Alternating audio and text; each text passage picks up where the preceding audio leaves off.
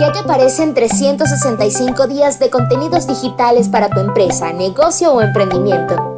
Somos especialistas en redes sociales, diseños, textos, guiones, audio, ilustraciones y correcciones. Realizamos contenidos digitales para tu emprendimiento. Octaedro Contenidos. Contenidos de calidad todos los días del año.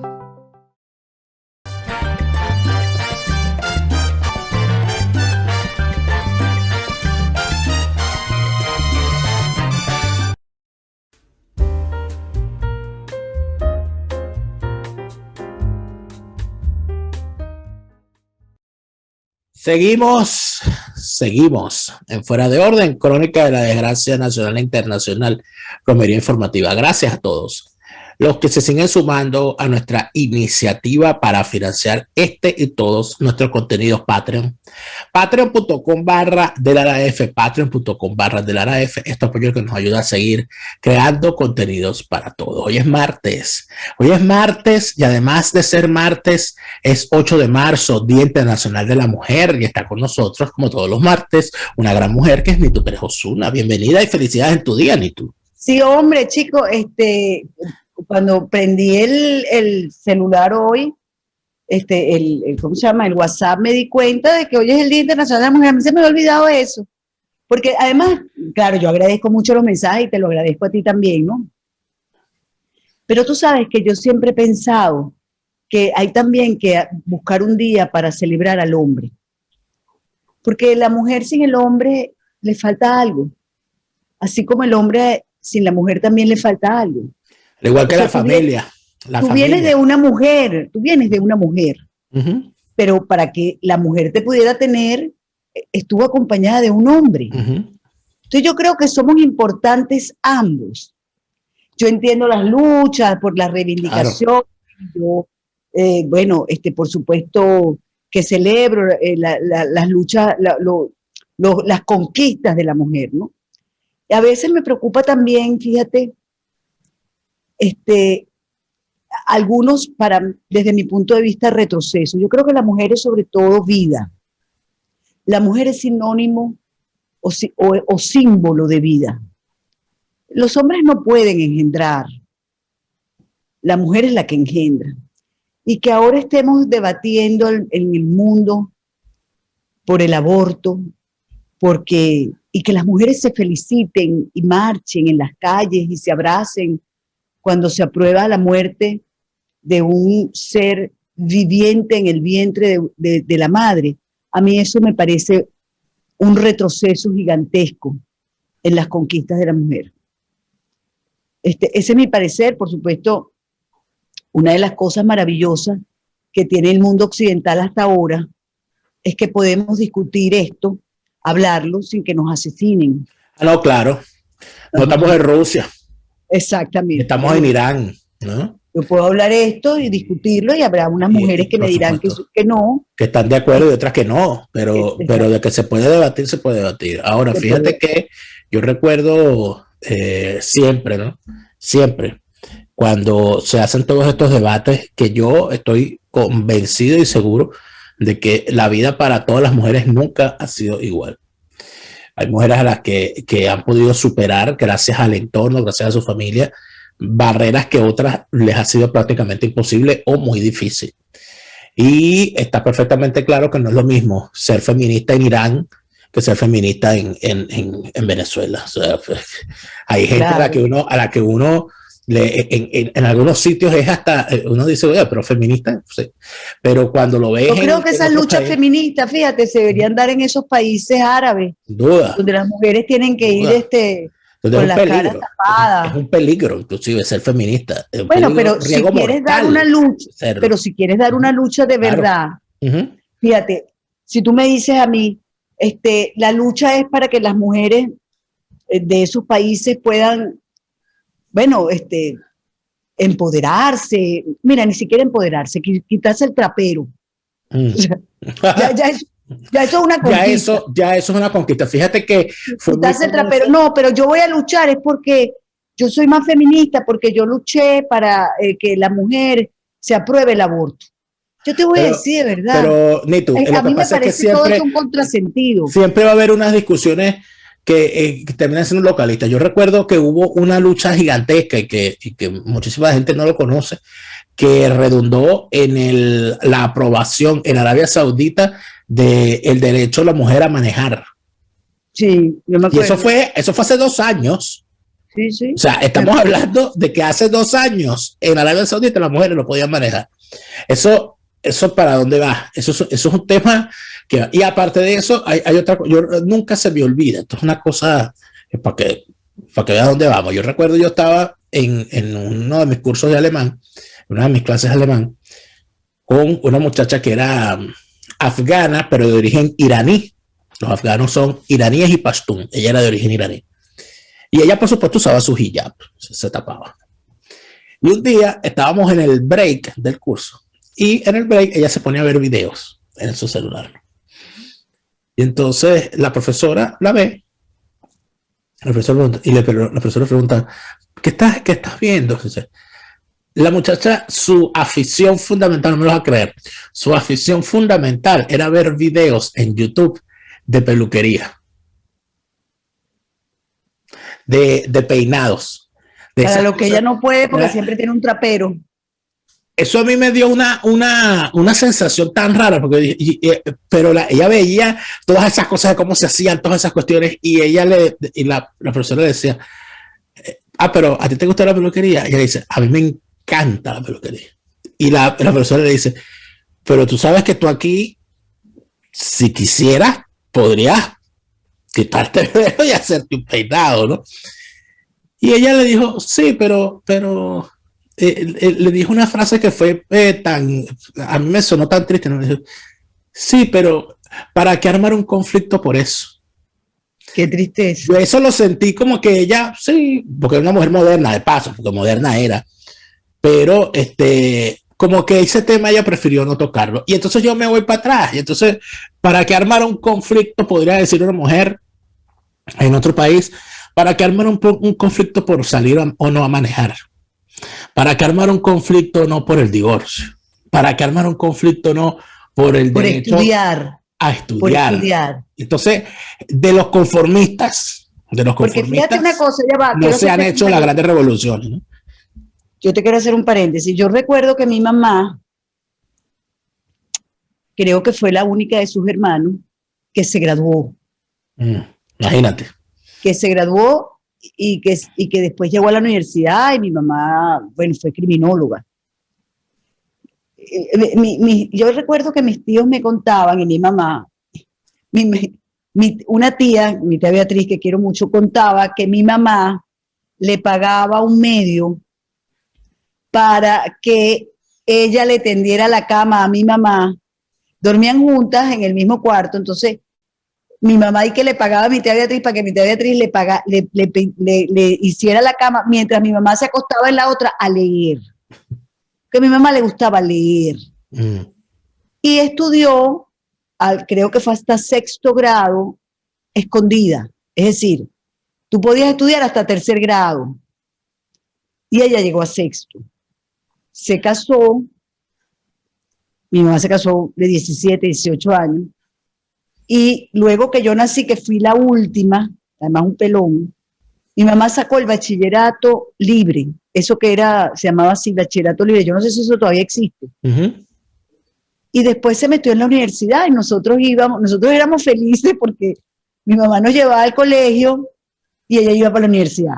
Y cuando llegaba tarde a buscarnos, bueno, era porque ella estaba presentando examen, nosotros entendíamos y, mamá, ¿cómo te fue en el examen? Tú sabes, ella estudiaba con nosotros. Qué maravilla, qué maravilla. Y eso fue, bueno, yo me acuerdo como el día de hoy, la graduación de mi mamá. Es que imagínate ese acontecimiento. Era un acontecimiento, el orgullo, todos en la UCB, de verdad que fue una cosa increíble. Y además sus compañeros la querían muchísimo. Imagínate eso. Porque imagínate tus 5 hijos, esposa de un político, pero además excelente alumna. Entonces, eso fue una conquista. Fue una conquista y ella no salió a la calle enseñando las tetas, ni haciendo performance, ni nada de eso. Yo siempre lo digo con orgullo en el caso de mi familia paterna.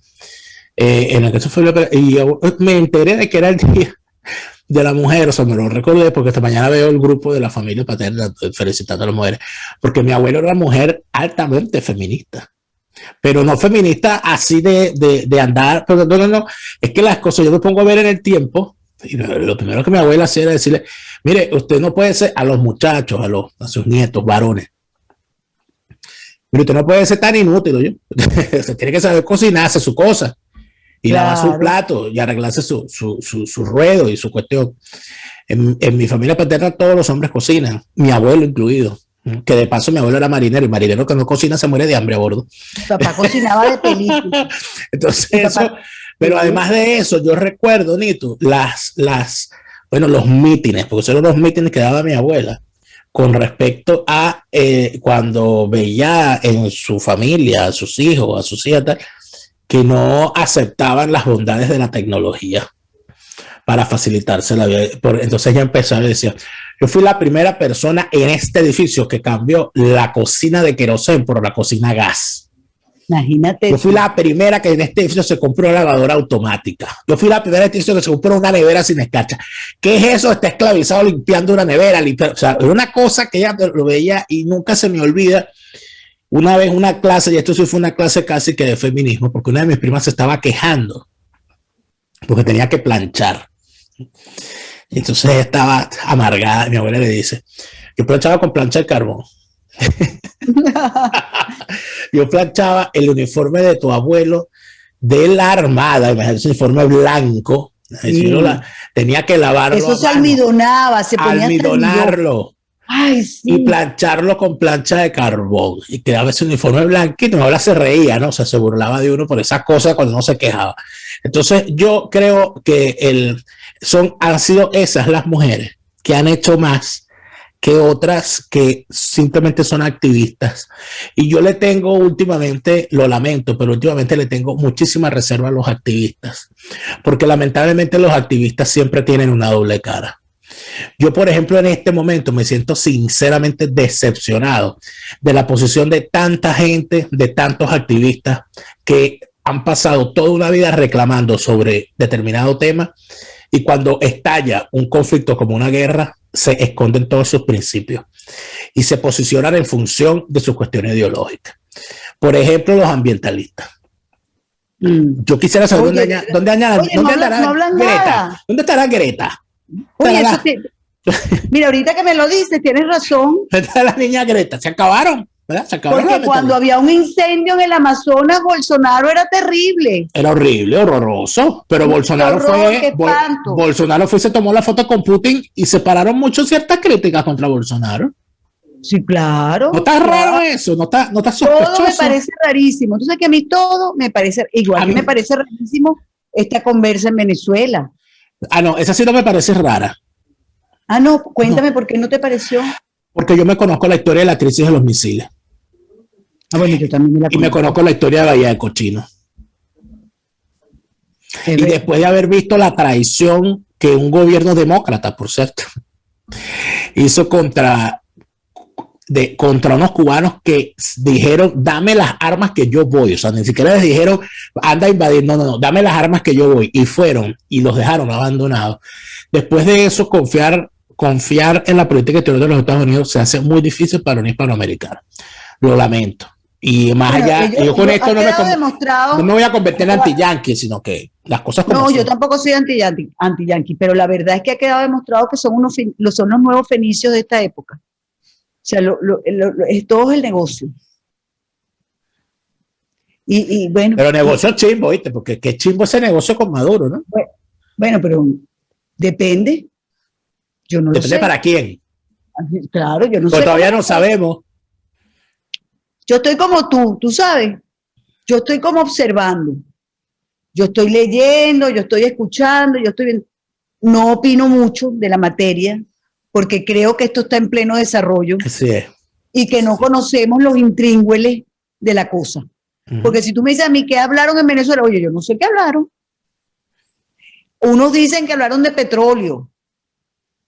Y como yo creo, como decía Luis Herrera, que también se declara por fotografía, ¿Entiendes? Entonces aquí la fotografía dice mucho, entre otras cosas, que ya no se reconoce el que se llama interino.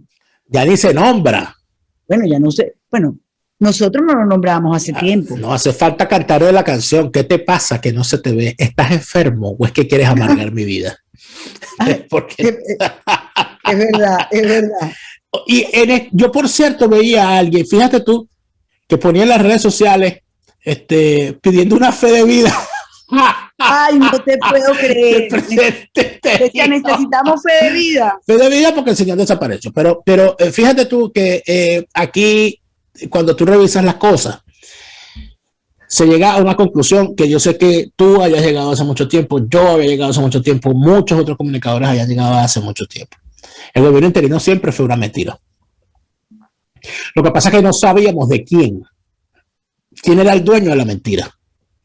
Poco a poco se va a ir revelando. Yo creo y siempre he creído que el gobierno interino no ha sido otra cosa que un instrumento para jugar a la recomposición del sistema.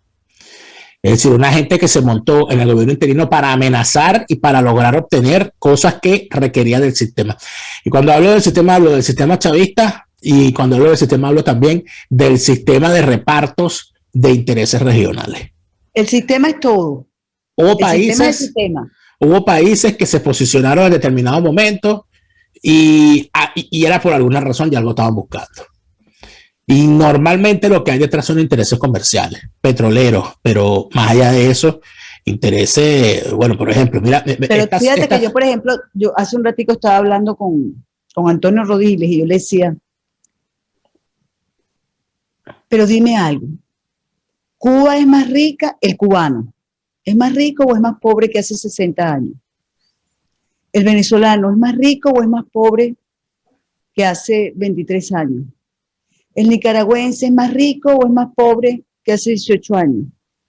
Yo te lo digo porque ayer, por cierto, conversando también con Agustín Blanco Muñoz, una de las cosas que me decía era que la clase media venezolana desapareció, que lo que él ahora la llama la clase de la remesa.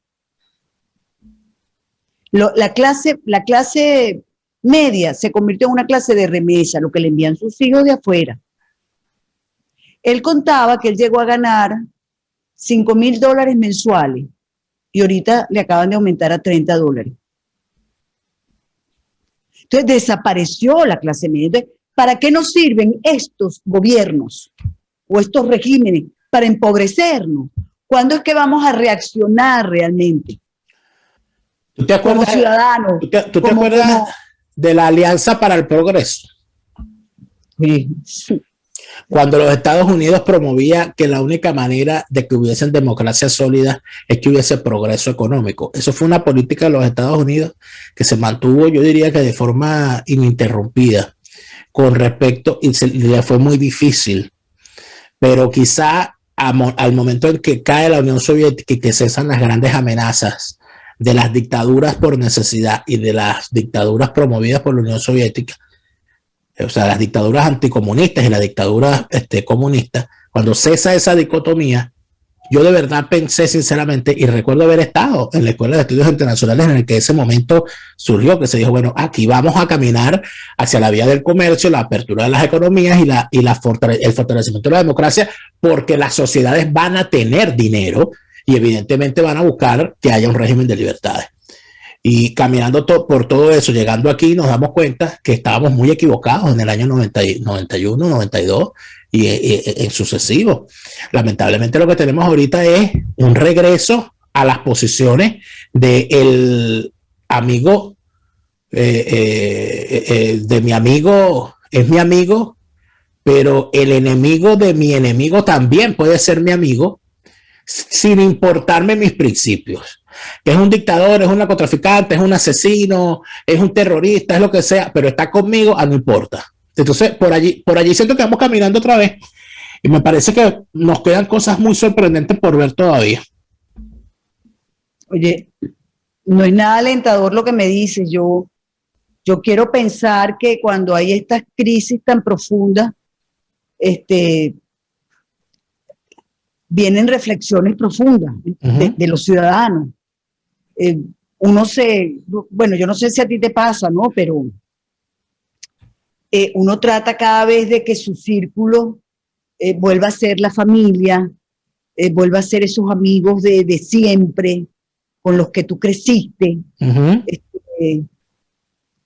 Uno de verdad, y en familia, aunque sea a través de estos medios, uno comienza a reflexionar y a conversar y a arraigarse o aferrarse a lo que uno cree que es lo correcto.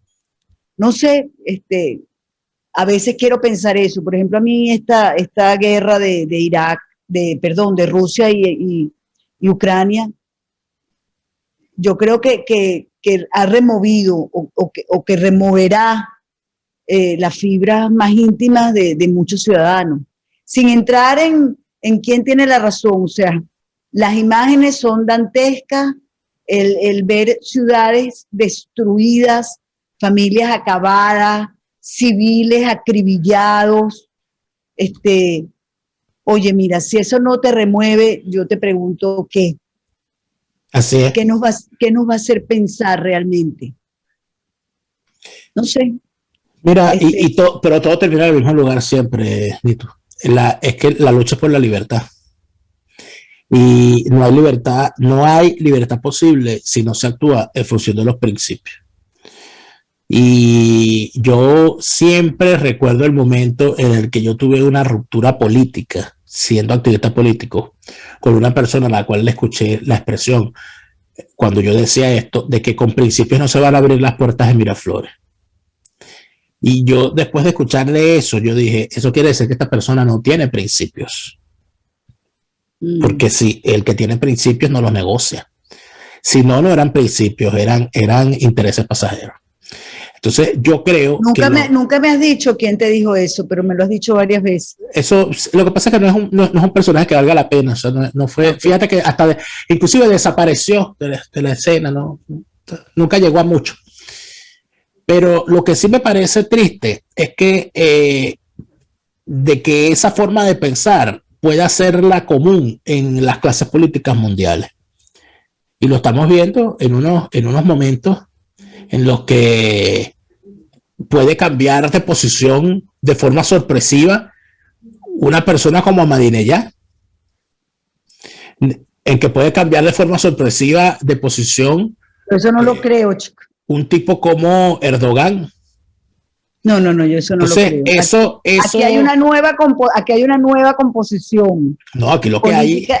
No, es la misma composición política, que no me interesan los principios, me interesan valga la redundancia, mis intereses. ¿Qué quiere Irán? Desarrollar su programa nuclear. ¿Cómo se posiciona en este momento? Bueno, miren, si la Rusia ha decidido amenazar al mundo con armas nucleares, yo me siento amenazado, déjame desarrollarla a mí también. Y entonces explícame, si eso es así, de aquel lado, que aquel era el malo, ¿por qué ahora Bolsonaro entonces apoya a Putin, que supuestamente era el bueno? Porque Bolsonaro no es representante de Bolsonaro. Bolsonaro es representante de un proyecto nacional de poder que ha sido toda la vida el sector militar brasileño. El sector militar brasileño, como los sectores agroindustriales y políticos asociados al peronismo en Argentina, siempre han tenido una posición en las antípodas de los Estados Unidos, pero también han tenido unas posiciones muy cercanas y muy rayadas al fascismo y a sus distintas variantes. Brasil, por ejemplo. Bueno, y Brasil ha sido expansionista. Y Brasil no solamente ha sido expansionista, sino que forma parte, como tú bien lo sabes, de aquel grupo llamado el BRIC. Brasil, Rusia, la India y China. Ellos tienen intereses expansionistas, ellos tienen el interés de ser una potencia regional, y eso es un proyecto nacional. Eso es un proyecto, no es ni de Lula ni del Partido de los Trabajadores, es un proyecto nacional, proyecto de ellos. Acuérdate que en Brasil los militares no fueron derrocados, los militares cedieron el poder. Ellos no fueron derrocados. En el caso de Argentina y Brasil, esos dos países, durante la Segunda Guerra Mundial, no vinieron a posicionarse contra el eje, sino cuando ya el eje estaba derrotado. De hecho, Argentina le declaró la guerra al eje el día antes de que Alemania se rindiera. Porque la vinculación del peronismo original, con el fascismo era real. Y como lo era con muchos pensadores venezolanos. Recuérdate que si uno hace una revisión, y tú lo sabrás muy bien, de las posiciones originarias de quienes conformaron el partido COPEI, antes de ser COPEI, tú te das cuenta que sus posiciones estaban enmarcadas en una cosa que no era tan centroizquierda, que es COPEI, donde Caldera y todo lo demás asumieron una posición donde rompen con algo que ya se había terminado, que era aquellas posiciones falangistas, fascistas, etcétera, que fueron definitivamente derrotadas en esa guerra. Entonces, esto genera unas situaciones que uno no sabe para dónde va. Todavía no sabemos dónde culmina. COPEI viene del gomecismo. Del gomecismo viene. Es verdad. Fíjate que poca gente sabe que Laureano Vallenilla Lanz. Bueno, te estoy hablando del COPEI aquel, ya va. Pues claro, de los fundadores de COPEI. Porque esto no tiene nada que ver. Eso se acabó, eso no existe, esos partidos no existen. Pero poca gente sabe que Laureano Vallenilla Lanz, por ejemplo, que escribió el Cesarismo Democrático, murió en Italia, en la Italia fascista, cuando todavía no había empezado la guerra.